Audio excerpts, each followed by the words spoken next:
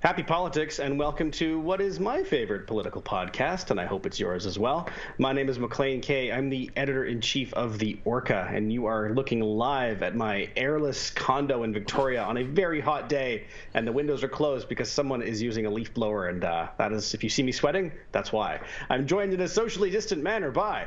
It's Jordan Bateman, VP Communications, ICVA in Burnaby, air-conditioned office, climate-controlled, little fan in the corner. Everything here is hunky-dory.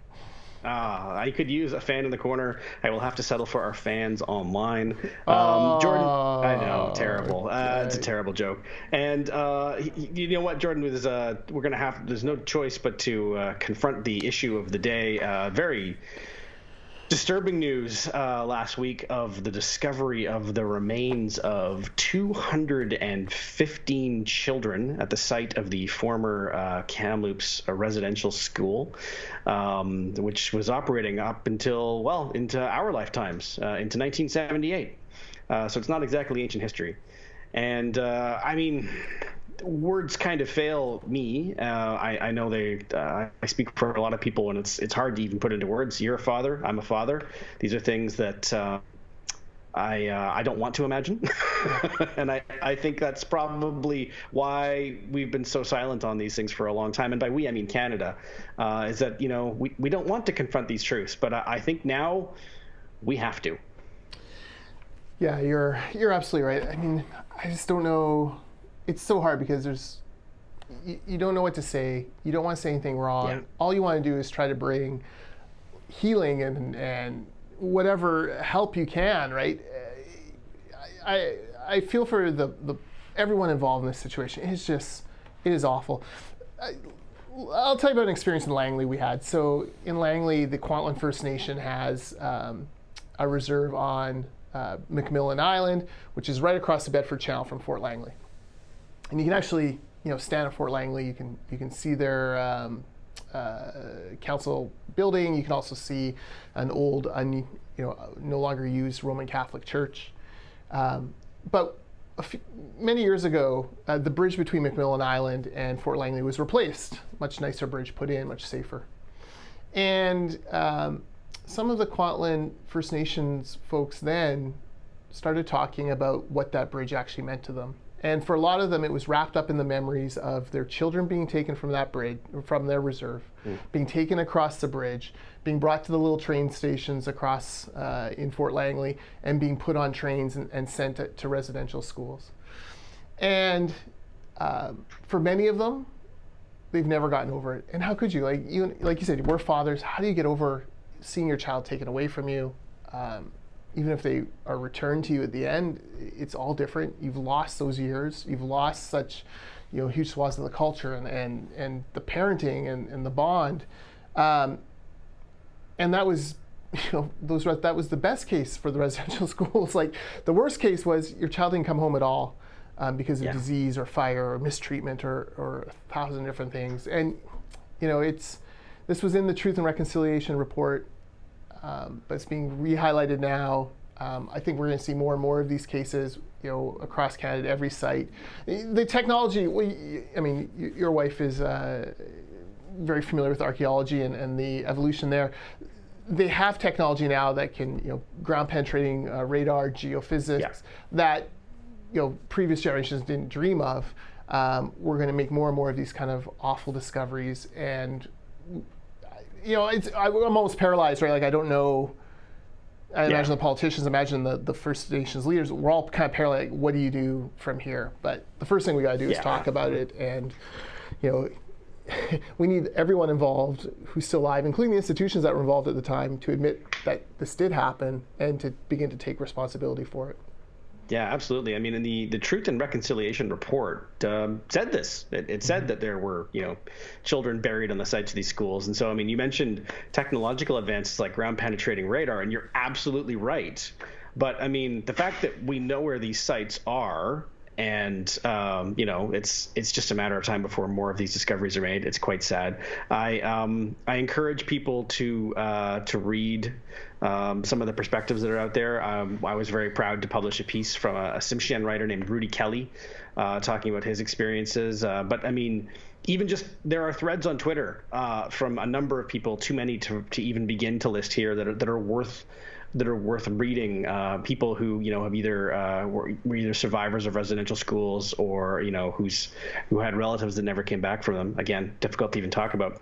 My son is 6; he's in kindergarten.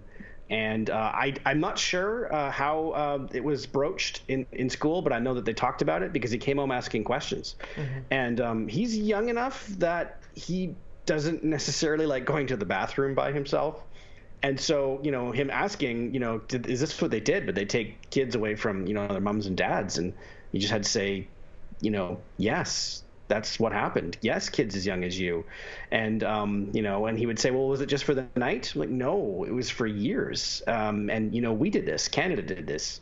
And, just the eyes got very big and very quiet, actually. It was, what else can you say? Just letting him process it, that, this is a thing that happened. And kids as young as him were taken away from the parents who didn't want them to be taken away. And they had no choice. It's ghastly. Yeah, it's evil is what it is, and you can have the best intentions in the world. You could have them. It doesn't matter. It was an evil act by people in positions of authority who should have known better. And yeah, I mean, this is the we talk a lot about how COVID affects everything in politics right now. This is the defining issue of our generation. People like you and me and future leaders who didn't make these decisions, didn't have a direct hand in them, but certainly are going to deal with the repercussions, the ramifications, trying to make it right as best you can going forward. And that's what we see at Fairy Creek. It's wrapped up in it.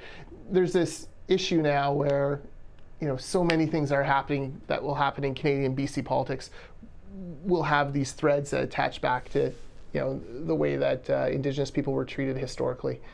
And it's going to be here for a long time, maybe forever. And I guess all you can do is, you can't, you can't fix it all overnight, but you make, one step at a time and try to build or rebuild trust however you can, one step at a time, one relationship at a time, one person at a time.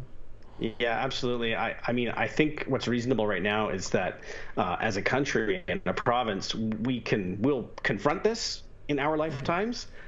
I don't know that we'll solve it. Yeah. I hope so.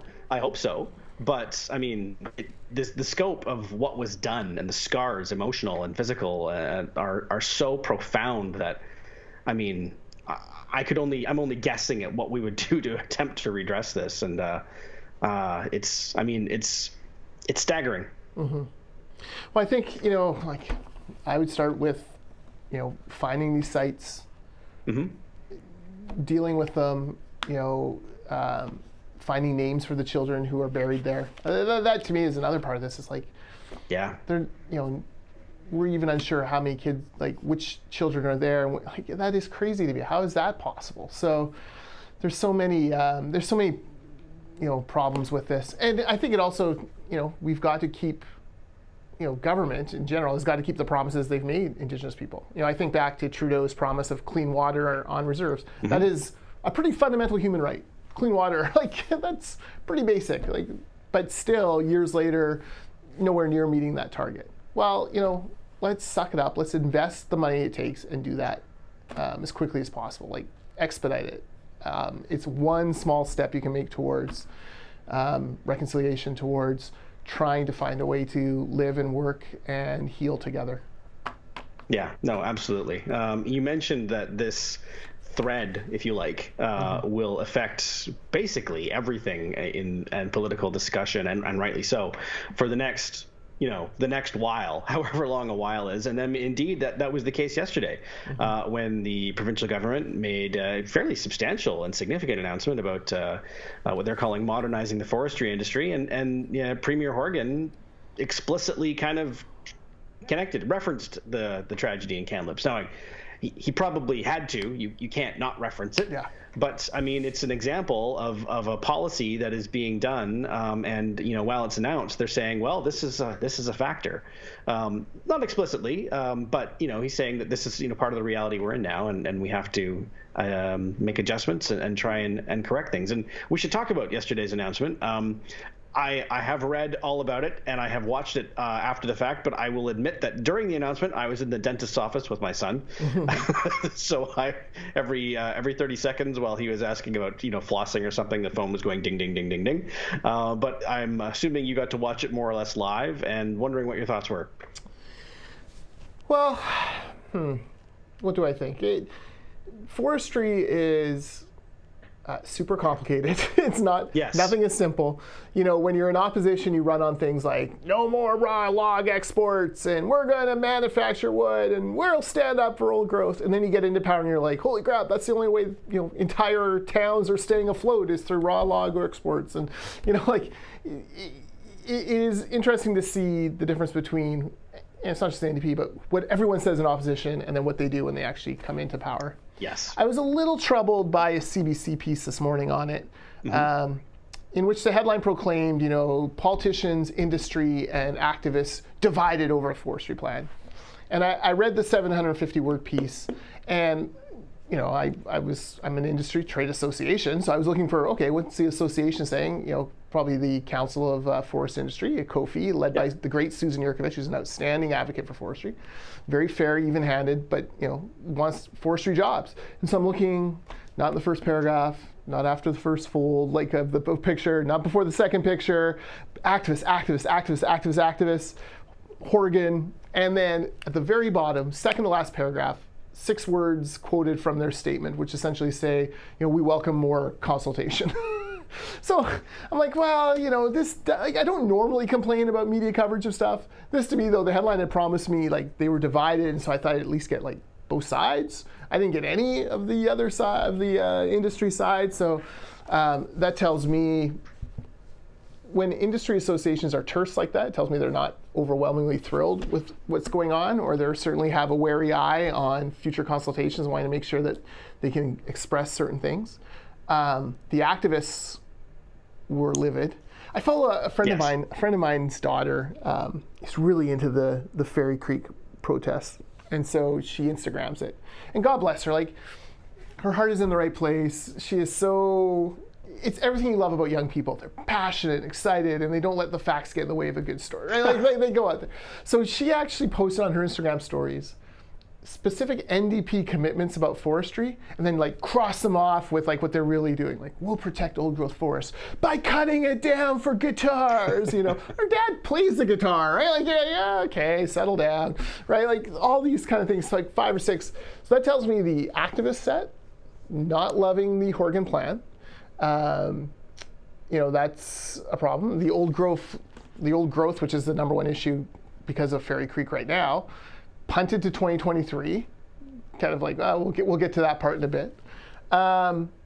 Very interesting to see that kind of activist response. And look, if I were the Green Party, this is your chance to cement, even more so than Site C, because Site C was complicated by the fact that it's hydroelectricity, and so there is people, very logical people, including Andrew Weaver once upon a time, who say, well, it's worth building because you're getting hydroelectricity, which is clean power. This, for those activists, they don't have that same trade-off, right? It's chopping down old growth in Fairy Creek, such a magical place, Fairy Creek. To the point where they're willing to disobey or disregard Indigenous wishes of the fully elected council. This is the big opportunity for the Green Party to take away a whole generation of eco-activists from the NDP and put them into the Green Coalition for a long time to come. Yeah, I mean, 2 things I would say to that. And the first is to just grab onto your last point there. You mentioned the Pachidat and the letter they have, the more than once now they've said, please leave. This is not your concern. We don't need any external people telling us what to do, either protesters or even politicians from the CRD in one case. I think it was Adam Sterling, the radio host here in Victoria, who posted this morning some of the testimony and ruling from the court when they gave the injunction, and the Pachidat person whose name I think is Bill Jones, when he was testifying in court, he made it clear he does not speak for the First Nation. He is not, they referred to him as an elder because he is elder, but he is not an elder in a way that would enable him to speak for that First Nation, and he had to make that clear in his deposition. which is fine. He's certainly entitled to his opinion, but it's funny how, he's being held up as, well, these people have invited us to be here, when the bodies that speak for them legally have said just the opposite. It's, people will hold up who they agree with. The other thing I would mention is, you mentioned how forestry is complicated, and you're absolutely right. I think, especially here on Vancouver Island, the pandemic kind of hit pause on this issue, because you'll recall, before we all were locked down in our airless hot condos, the biggest issue before the election here on the island was a forestry strike in Port McNeill, which paralyzed an entire community. And in fact, maybe the northern half of the island here. This was a big festering sore of an issue for the NDP government. And the fact was that, forestry was falling apart here on the island. And so that issue never went away. And that strike was resolved, thank goodness. But I mean, the lingering and the factors that went into causing it never stopped. And just because we took an 18-month pause to manage the pandemic doesn't mean those things are solved. And so the NDP's announcement yesterday was an attempt to get back ahead of that before it flares up again, I think. Yeah, that's a good point. Actually, it's funny because history always repeats. So you're right.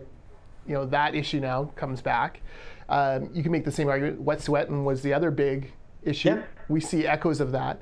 It is kind of funny, right? Like, it'd be like saying in my neighborhood, actually, Rob and Sylvia, viewers of the Hot Stove, neighbors of mine, wonderful people. It was Rob's 60th birthday yesterday. Happy birthday, Rob. I'm sorry Hot Stove was a day late, but we were celebrating your birthday and couldn't possibly tape.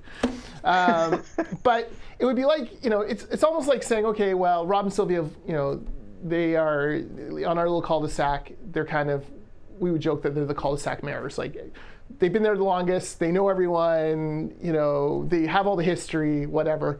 But they're not the mayor. There is a mayor of Langley. They make decisions, and if they decide to do something on, with the cul-de-sac, Rob and Sylvia wouldn't have the right to go to court or to invite protesters in and be like, no, this is really like, it just wouldn't happen. So you're kind of like, there's always people opposed to everything, right? Like, you're never going to get 100% unanimity on anything, let alone on old growth logging.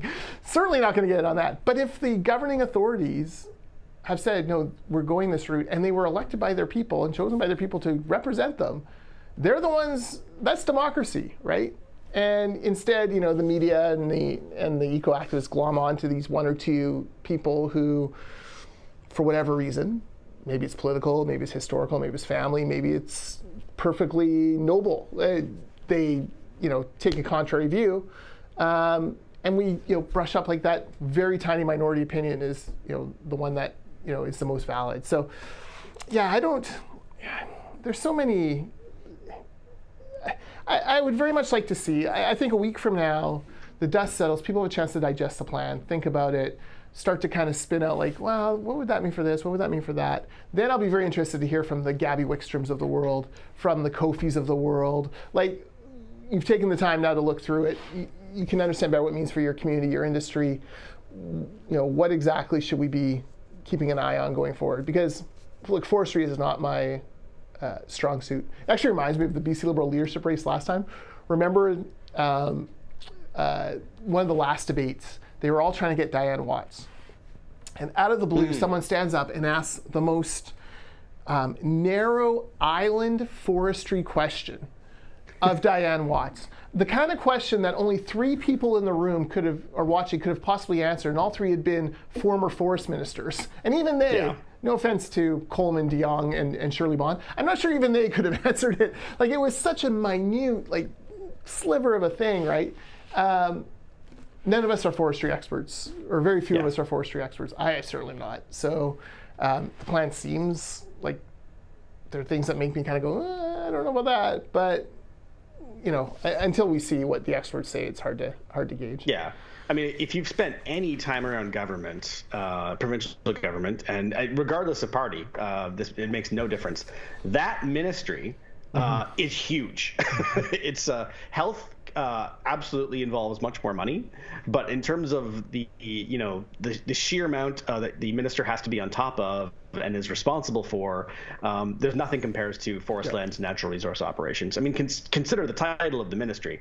Absolutely everything that happens in those files is under one minister, and it's incomprehensible. So to your point, to ask, yes, a very sort of narrow, local, specific question is just kind of like, come on. Yeah. It's like asking, why was the hallway in the hospital in Prince George painted this color of the health minister? And you're like, I don't know. I'll have to take that question under advisement and go back and look at it. No, you're exactly right. It's massive. What is it, 90% of BC, 95% of BC's crown land? So it encompasses all of that. What about this XYZ license by XYZ company on this patch of land and this, it's just impossible to keep track of. That's why it's not that it's not a valid question. It's just, it's very specific. Yeah. And, is the kind of thing that is much better served with, asking an official behind the scenes and saying, oh, well, we'll get that answer for you. Yeah. It's the end of the day kind of thing. I just want to come back. I just don't know how that First Nation could make themselves more clear than they have been. You wrote a piece about that letter they sent the CRD. Yeah, the CRD, basically saying, get the hell out of this. Shut up. Hey, we're in charge. Beat it. In memo form. It could not have been stronger. They go to court. Could not have been stronger. They've been talking to the media saying, look, these people are not welcome here. They're cooperating with the police, with which they have a long and complicated history with, but cooperating with them to basically control access to their lands. And we get, whiny, lefty podcasts crying about how the media can't see what's going on these lands. You can't have it both ways, right? Either you respect this, group's ability to manage their own lands, or you don't. And most people do. So there's this kind of disconnect between the two.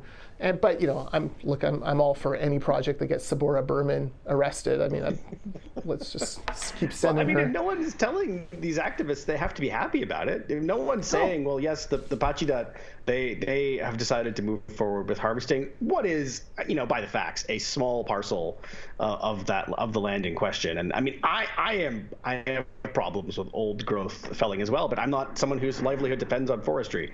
So you're allowed to disagree with it. You're allowed to say, man, I wish they wouldn't do that. But I mean, if either you respect what they call their sovereignty, or you don't. Yeah. And that's kind of the bottom line. And if they change their mind, great. Work on changing their mind. There's nothing wrong with that either. Yeah. Yeah, offer them other economic opportunities. Yeah. That's great. But it comes back to UNDRIP as well. We can't, they seem to, the eco-activists seem to love UNDRIP when they think it means that someone gets to say no to a project, a resource development project. But when it means that a First Nation can say yes, oh my God, UNDRIP's garbage, shred it. Let's get on that land and protest. I remember asking Andrew Weaver, then Green Party leader, in a year-end interview about, I think it was called Quispa LNG, which was a First Nations-led proposed LNG project in, I'm going to get this wrong, Port Alberni. Yeah. And because it was First Nations led, I asked him, how do you feel about this and UNDRIP? And his response was, no, I'm not, I would never approve that. And his words were, and I quote, UNDRIP does not mean you get to do whatever the hell you want. Well, I mean, okay, but when it comes to economic development, it gets more complicated. I would suggest. And Dr. Weaver, if you're watching and listening, and I know sometimes you do, I'm not. This is not to hold you up. I mean, there's a lot of people who said things like that, but you have a very direct and articulate way of putting things, which I always enjoyed. And yes, I mean, it does highlight the tensions there. Yeah. Look. I'm hard on Doc Weaver, but by God, I miss politicians who shoot from the lip. So, more of them in public life. More of them in public life. So, I got nothing more to say on it. We'll wait and see. I want to see more from Susan Yurkovich, Kofi. I want to see more from, like I said, the Gabby Wickstrom, other mayors of forest communities. Let's see where, let's see how this actually will hit the ground. By the way, speaking of your other little podcast, the Capital Direct, whatever. Yes. .ca.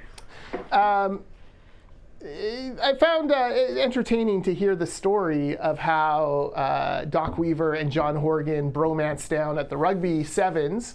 Was it Gillian Oliver who told that story? Gillian Oliver, yeah. And then the NDP Marie Delamattia. Yes, that Marie was, Delamattia. Sorry. Yeah. Totally drew a blank there on her name. Sorry, Marie. But found it interesting simply because it was Stu Young's box.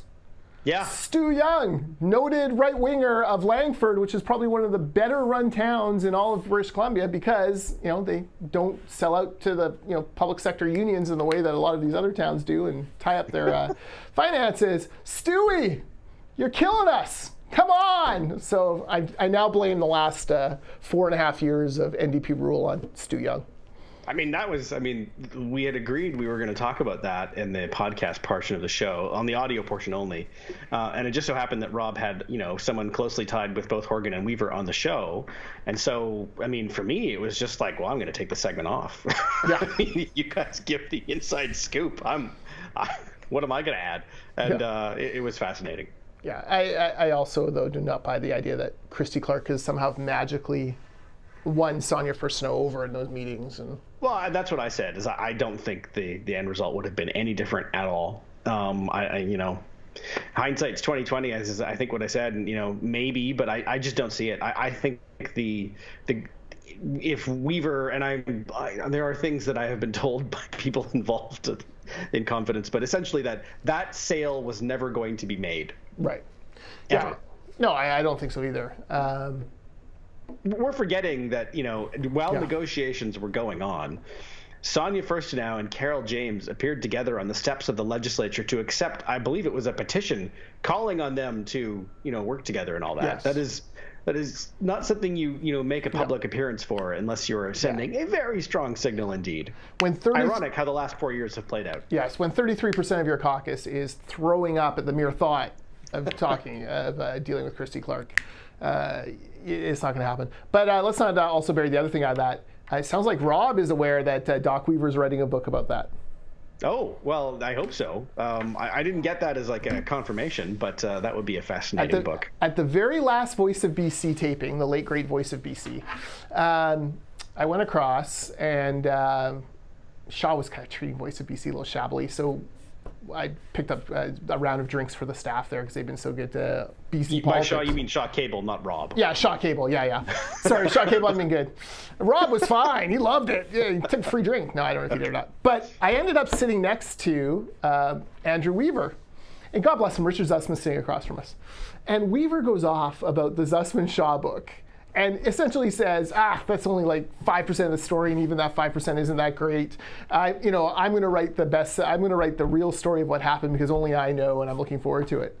And Zussman kind of chuckled and, drank his little drink with, from all his bestseller money that he has, and, off he went. But so I've been kind of filed that away, like, there's a Weaver book possibly floating out there that could come at some point, and I thought maybe Rob had some inside knowledge that Weaver was writing. I'll read it. Yeah, hell yeah. I'll definitely read it. I'll read it a lot quicker than I'm going to read Dr. Bonnie's book, that's for sure. Yeah, I have not read. I have yet to buy that one. I will read that one. I just don't want to read about the pandemic until after the pandemic, is what I will say about that. I have a copy, but you know me, I'm a big BC history buff, so I have many BC history books. In fact, I'm hoping my new studio office can show some of them on these shows. So I bought it for that purpose. I have not cracked it open. I'm like you, I just can't. We're not there yet. Can't bring myself to it. Yeah. We've spoken about a lot of reasonably heavy things. We should end on the part on something we talked about off air. And by the way, before I forget, Jillian Stead, you may safely log off from this point on. Oh yes. Bye, Jillian. Always a pleasure. By the way, if you need an apartment, Jillian's renting hers out. So. Yes. So, you and I are both CFL fans. We have a new, I was going to say new CFL team. That's not true. We have a renamed CFL team. The Edmonton Eskimos are no more. Now the Edmonton Elks were announced yesterday. As loyal viewers and Twitter stalkers may know, I am a diehard Calgary Stampeders fan, and so I can only praise an Edmonton organization so much, but I will say that they could have done worse. Yeah. First of all, has an elk and a Mustang ever fought? Is there any internet of them fighting? I want to see, did they use the antlers to pierce the heart of the poor Mustang? These are questions I have. Okay. The Elks. Love the name. Listen, growing up, I imagine it was the same for you. Edmonton Eskimos, I never really connected the fact that that was a word that described a group of people that group of people did not want to be described as. Yeah. I do remember learning about the Inuit in grade school, and it was sort of couched like the preference is Inuit, to the word Eskimo. We used the word Inuit. Oh, okay, so off we went. But I never really kind of connected the two. But as the past few years have gone, you were like, it felt weirder and weirder, and you notice that Edmonton media would start calling them the Esks, things like that. So Esks to Elks, one letter, not bad. You can make that work. Love the helmets. Yeah, have to admit, those are pretty good. Yeah. Now, the funny thing is, I think those helmets will end up being very popular in, of all places, Wisconsin. And here's why. First of all, the Eskimos have the same colors as the Green Bay Packers. So that is a much-loved color scheme.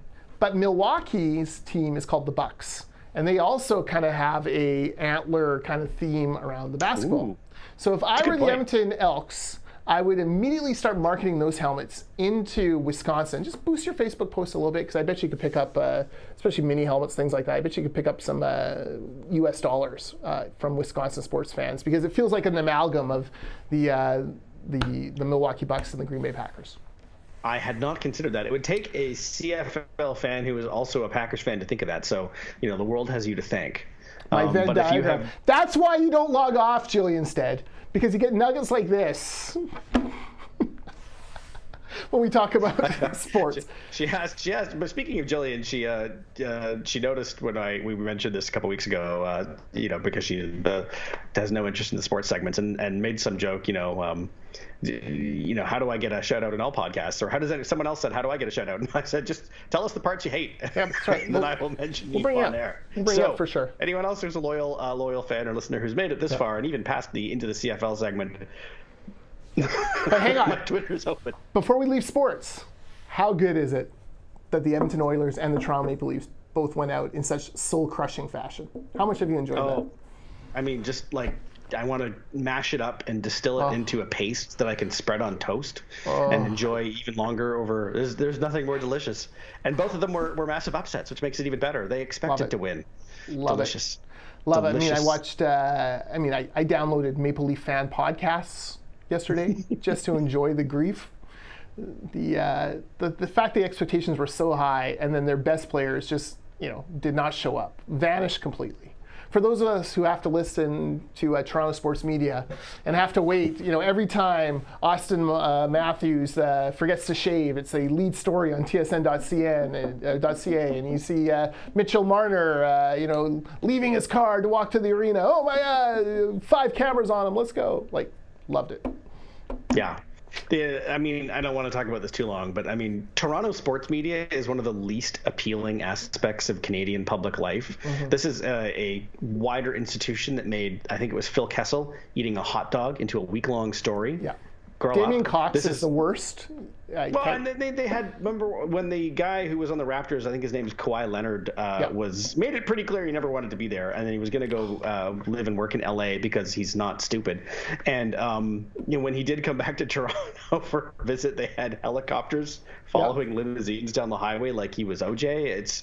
This is embarrassing. This is not what a major market does. Can you imagine, Toronto fans, New York doing something like that? No, because they have dignity. That's right. No, I'm with you on that. So I've enjoyed that. Back to the CFL briefly. I got to brush up. I'm going to need some primers. I can't remember who's on what team. It's been so long. I know. I'm the same. Buck Pierce? Is he still in the league? No, well, he's a coach, but he retired a couple years ago. Yes. We'll see what the Lions look like this year. I can't even remember who their new coach is. Yeah. I remember Mike Riley. Don't worry. I remember Mike Riley, quarterback of the BC Lions. But, is Brian Burnham still a BC Lion? I don't know. I can't tell who's been signed and who hasn't. They're going to have to really refresh our memory. Of course, Bo Levi, he didn't go to the NFL, did he, Bo Levi? Nope. Staying home. Too bad. What's now his new home? That's too bad. Right. Jillian, you've missed like half the podcast this week. Okay. Not that you've heard that anyway, because you logged off when I told you to. Right. And for the rest of you, this is the end of the show. He's Jordan Bateman. I'm Maclean K. Happy politics.